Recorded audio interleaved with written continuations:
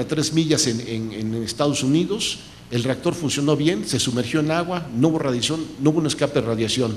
Algo similar hubo en Inglaterra. Y la consecuencia a la que me refiero es Chernobyl. Chernobyl no fue un accidente. Se empezaron a transgredir los códigos de seguridad, se quiso experimentar en vivo y como consecuencia se tuvo un grave desastre nuclear. Eso ya no sucede. Además era tecnología vieja. La tecnología que se utiliza en México, les garantizo, porque mi compañía fue la que hizo la expansión, es lo más moderno que hay en el mundo. La planta de Laguna Verde hoy está al nivel de las mejores del mundo con holgura. Entonces yo creo que sí tiene que haber espacio dentro de la agenda de la sustentabilidad para las energías nucleares.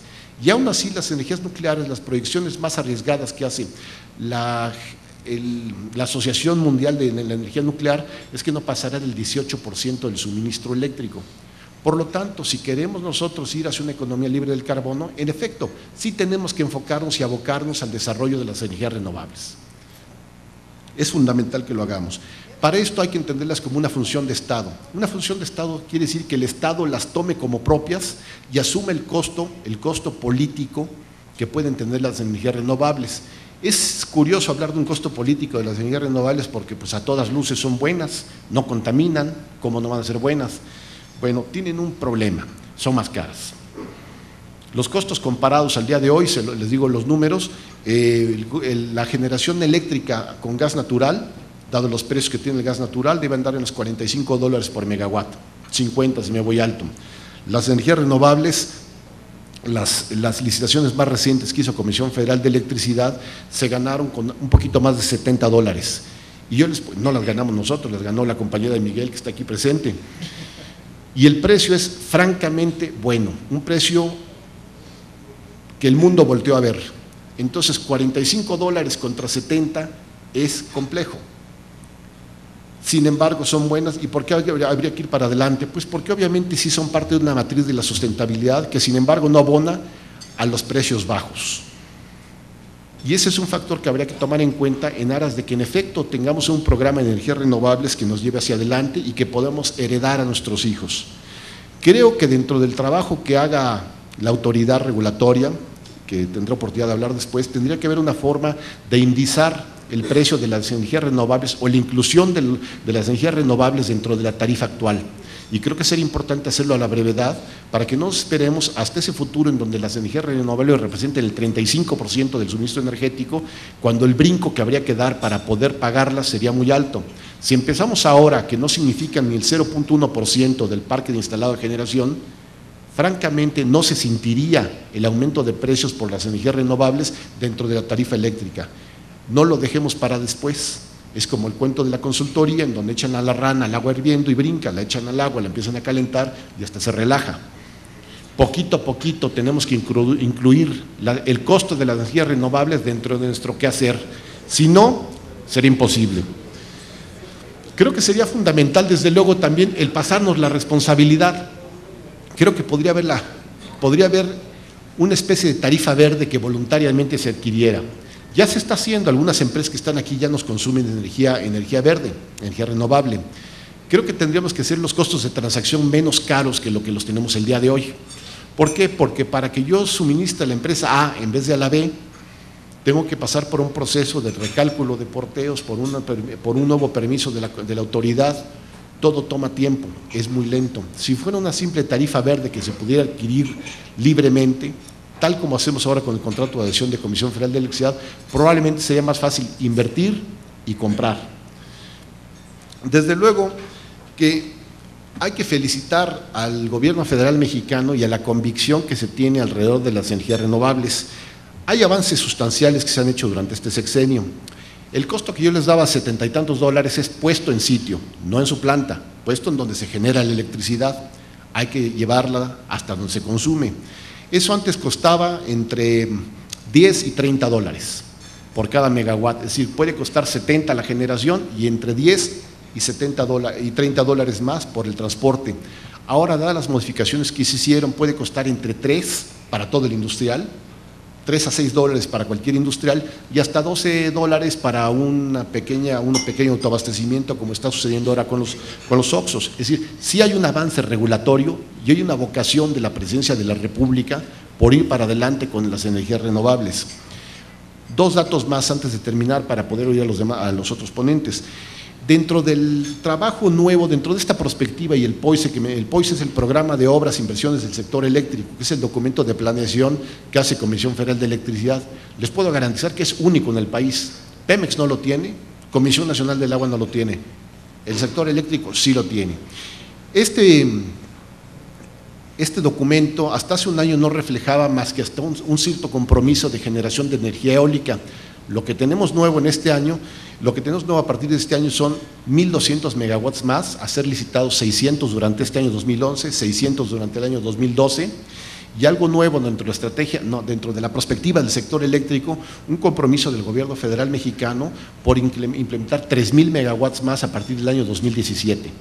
Es decir, hace un año se había acabado el programa eólico mexicano, empujado por el Estado. Al día de hoy, y es un reconocimiento, y lo quiero decir claramente al presidente Calderón, de repente son 4.200 megawatts más que aparecieron de la voluntad de volverlo parte del futuro del país.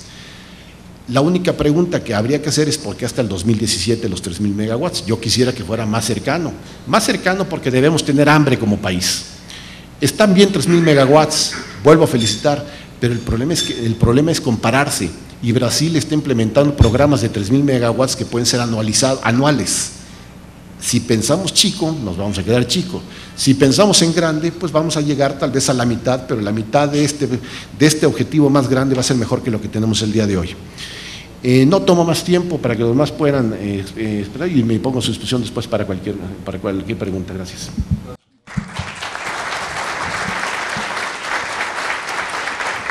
Gracias, Eduardo. Francisco, por favor. Muy buenas tardes a todos. Gerardo, muchísimas gracias por la invitación para platicar con ustedes sobre las energías renovables, el desarrollo sustentable, y en particular a mí me gustaría ocupar mi tiempo en explicar lo que hacemos nosotros en este tema. Y para explicar esto, creo que es importante primero entender cuál es el papel de la regulación. La regulación es uno de esos roles exclusivos que tiene el Estado en el sector energético. El otro papel exclusivo que tiene es el de la definición de la política energética. La política energética pues, se define primero por un marco jurídico que establece el poder legislativo y después por una instrumentación del mismo a través de distintos programas, reglamentos que le corresponden al Ejecutivo. La regulación se podría decir que en términos generales es el último eslabón de la cadena de la política pública, es la concreción última de la política energética. Y en términos generales lo que busca la regulación es que, dado un contexto de política pública, dadas unas restricciones legales, dada una organización industrial definida por el sistema político, ¿cómo se puede hacer para que la misma sea lo más eficiente posible? Y entendida desde un punto de vista económico la eficiencia, es decir, cómo se puede emular en este contexto lo que ocurriría, por ejemplo, en un mercado competitivo, cómo se podría resolver algunas otras fallas de mercado, como por ejemplo la información incompleta, la presencia de externalidades. Y entonces, a final del día, lo que busca la regulación es tratar de, dadas unas restricciones, ver que, por ejemplo, los resultados de quienes participan en el sector energético, pues representen lo que se habría dado en un mercado competitivo, en un mercado en donde se internalizan las externalidades y en donde la información está disponible para todos los agentes. Ahora, hay un tercer papel que juega el Estado y que en México es muy particular, es el de la operación.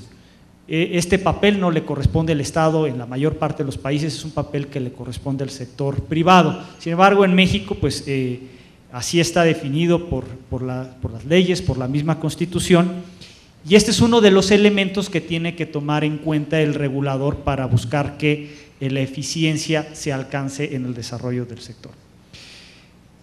Entendiendo cuál es el papel que busca el regulador, es importante ahora también entender cuál ha sido la historia de la regulación en México.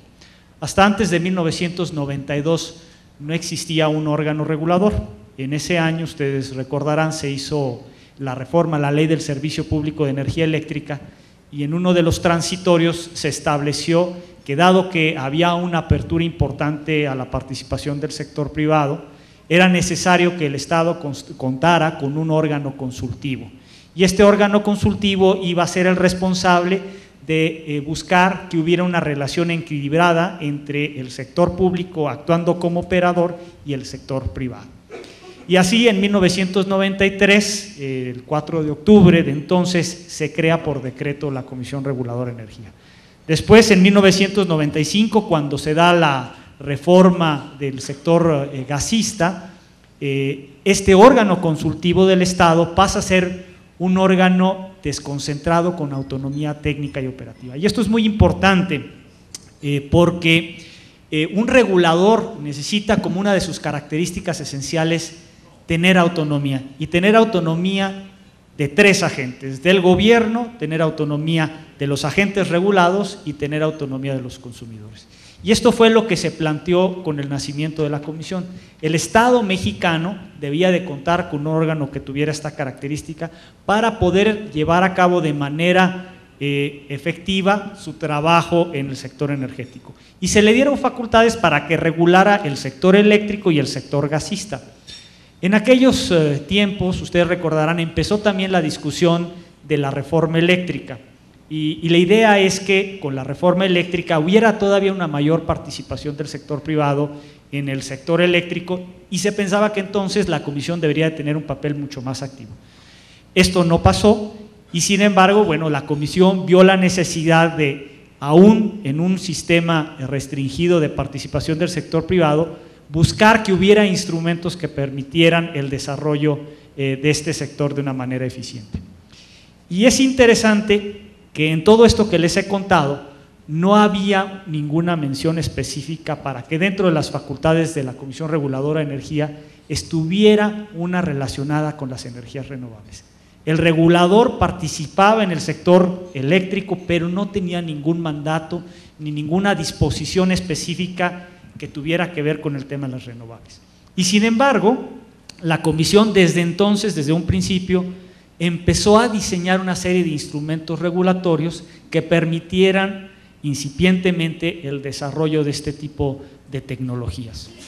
Y a principios de la década del 2000, en ese año, se sacó un primer instrumento regulatorio que después ha ido evolucionando y que ha sido la base de los primeros proyectos que se dieron. Es un modelo de contrato de interconexión que lo que hace es tratar de resolver el principal problema tecnológico de la mayor parte de las energías renovables, la intermitencia. Cuando se hizo esta reforma del 92, en términos generales se le permitía al sector privado participar bajo dos esquemas: uno, el de autoabasto, y otro, el de la venta de energía para la Comisión Federal de Electricidad. En el esquema de autoabasto, desarrollar las renovables era muy complicado porque simple y sencillamente no hay un empate entre la generación y el consumo. El viento no sopla necesariamente al momento que se requiere consumir la energía. El sol no está disponible las 24 horas del día. Incluso en los proyectos mini hidroeléctricos, el agua no está disponible en todos los momentos. Entonces había un problema porque la generación no iba a casar con el tiempo del consumo. Entonces se diseñó un esquema bastante ingenioso que permitió aprovechar la condición de Comisión Federal de Electricidad como el dueño de la red, haciendo uso de la red como un banco en el que lo que se hacía era simple y sencillamente depositar, como si fuera dinero en efectivo, la energía eléctrica que generaba en el momento que se generaba, y se le daba un valor equivalente a lo que costaba la electricidad en ese momento. Y volvía a funcionar la red como un banco en el que se retiraba la electricidad en el momento que se consumía. Y al final del día lo único que se necesita es que haya un balance y un neteo entre lo que se generó y lo que se consumió. Este primer instrumento regulatorio permitió resolver gran parte de los problemas que enfrentaban los proyectos de autoabasto. El siguiente trabajo que hizo la comisión fue organizar lo que se llama una temporada abierta, que no es sino un proceso de coordinación de intereses de distintos agentes, para que pues ya estaba la generación y ya se había resuelto el problema de la intermitencia, pero había un problema porque donde estaba el mayor potencial renovable eólico, por ejemplo en Oaxaca, pues no había capacidad en